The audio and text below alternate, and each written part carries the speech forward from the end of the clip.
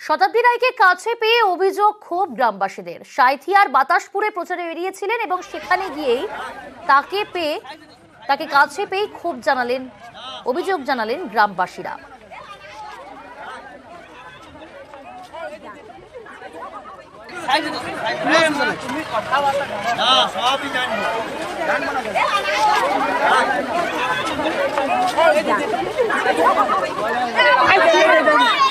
এই গ্রামে কোনো কল ঠিক নাই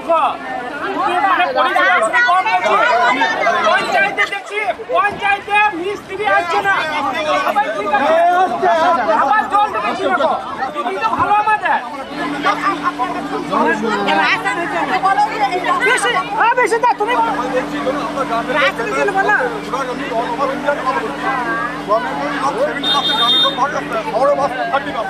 সেখানে আমরা যত ডেভেলপ করে শুধু শহর বলতে গ্রাম বলতে আমরা বঞ্চিত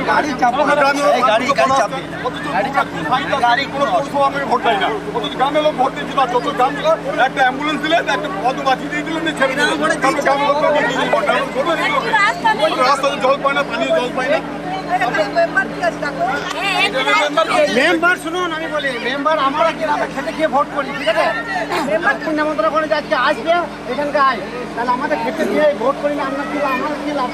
আমাদের সঙ্গে ভালো ব্যবহার করলো, আমাদের সঙ্গে সবকিছু মানে ওরা এ করলো। এখন ভোট করিয়ে গেলে আমাদের না মুখে শুধোয় না, আরে কেমন আছে, তাহলে আর ভোট করতে মন হবে? মেম্বাররা 5 জন আছে, 5 জন খুব দুষ্ট লোক। গাড়ি ছেড়ে দেবো, গাড়ি আবার আটকিয়ে রেখে দেবো, গাড়ি ছেড়ে দেবো। সঙ্গে রয়েছে প্রতিনিধি সুপ্রতিম। স্থানীয় গ্রামবাসীরা তারা সরাসরি পঞ্চায়েতের 5 জন সদস্যের বিরুদ্ধে ক্ষোভ উগড়ে দিলেন মূলত, এবং দুষ্টু লোক বলেও আখ্যা দিলেন। কিন্তু বিষয়টা হচ্ছে তারা কি কোনো ব্যবস্থা নেয়নি? তারা যে অভিযোগ দিনের পর দিন জানিয়েছেন, দাবি তুলেছেন, পঞ্চায়েতের সদস্যরা বা পঞ্চায়েত প্রধান বা স্থানীয় পঞ্চায়েত কোনো ব্যবস্থা নিল না। একদম দেখো, সেটা হচ্ছে যে সাঁইথিয়ার বাতাসপুরে একটা যখন শতাব্দী রায় বীরভূমের তৃণমূলের প্রার্থী যখন যায়, তখনই কিন্তু তাকে ঘিরে গ্রামবাসীরা বিক্ষোভ দেখায়, বিভিন্ন ধরনের ক্ষোভ জানায় এবং পাশাপাশি তার কাছে বিভিন্ন রকম অভিযোগ জানায়, এবং পাশাপাশি যেটা বেশ কয়েকজন পঞ্চায়েতের লোক গেছে তাদের বিরুদ্ধে অভিযোগ জানায়, এবং সেই বিক্ষোভের পরিমাণ এতটাই বেড়ে যায় তখন কিন্তু শতাব্দী রায়ের যে নিরাপত্তা রক্ষী তারা এটা গ্রামবাসীদের সরিয়ে দেয়। তবে তারা জানিয়েছে যে তারা কিন্তু শতাব্দী রায়কে কাছে পেয়ে তারা তাদের ক্ষোভ বিক্ষোভ জানিয়েছেন। যদিও শতাব্দী রায়কে ক্ষোভ বিক্ষোভ বলতে নারাজ, তিনি বলছেন যে আমাকে কাছে পেয়ে তারা তাদের যা যা সমস্যা সেগুলো বলেছেন। যদিও তারপরে কিন্তু শতাব্দী রায় সেই গ্রাম থেকে বেরিয়ে যান। ধন্যবাদ সুপ্রতিম। সেখানে আমরা যত ডেভেলপ করে শুধু শহর বলতে গ্রামে বাস করে, অথচ এই আমরা 40% লোক 40% লোক টাউনে বাস করে, গ্রামের লোকগুলো ভোট দেয় বলে আপনি জিতেন, অথচ গ্রামগুলো বঞ্চিত। অথচ বুড়াচুর সাঁইথিয়া এগুলোকে আমরা ডেভেলপ করেন। আমাদের পানীয় জলের এখন গ্রামের এখন তো সমুদ্র রাস্তা হয়নি। কাকে দাঁড় করেছিলেন? এমপিকে আমরা আবেদন জানাইলাম যে আমাদের দিদি আমাদের এইসব কাজ হয় না, আমাদের এইসব কাজের জন্য আমরা অভিযোগ করি। কি বললো উনি? ও বললে সব কিছু করে দেবো। ওরা কি বলছে? দিদিকে আমরা ভালোবাসি, দিদিকে আমরা আবেদন করি। আমরা দিদির ওপরে একটা বিক্ষোভ নিচ্ছি যে আমাদের এই কাজ হয়নি বলে আমরা দিদিকে আবেদন জানাচ্ছি।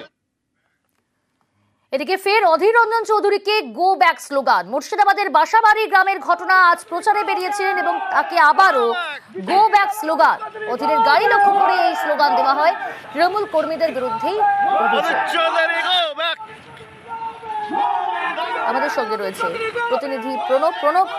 কারা এই গো ব্যাক স্লোগান দিল, কি জানা যাচ্ছে, এবং অধীর রঞ্জন চৌধুরী ঠিক কি অভিযোগ সামনে আনছে?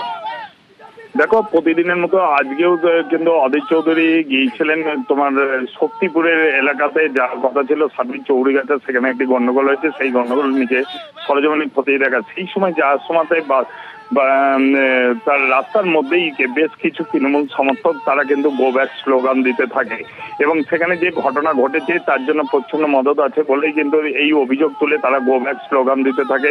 যেহেতু বিশাল পুলিশ বাহিনী ছিল এবং তার গাড়ি থামায়নি, গাড়ির সামনে তারা চলে আসে, কিন্তু গাড়ি পাশ দিয়ে আস্তে করে দিয়ে বেরিয়ে যায়।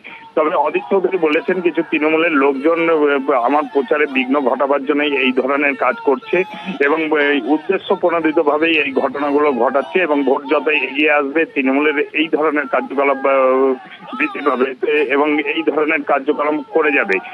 যদিও তিনি বলেছেন এই নিয়ে লিখিতভাবে অভিযোগ জানানো হয়েছে, এবং যারা করছে তারা কিন্তু তৃণমূলের কিছু দুষ্কৃতি ছাড়া আর কেউ কিছু নাই। ধন্যবাদ প্রণব। जब हाथी चले बाजार तो कुत्ता भूखे हजार।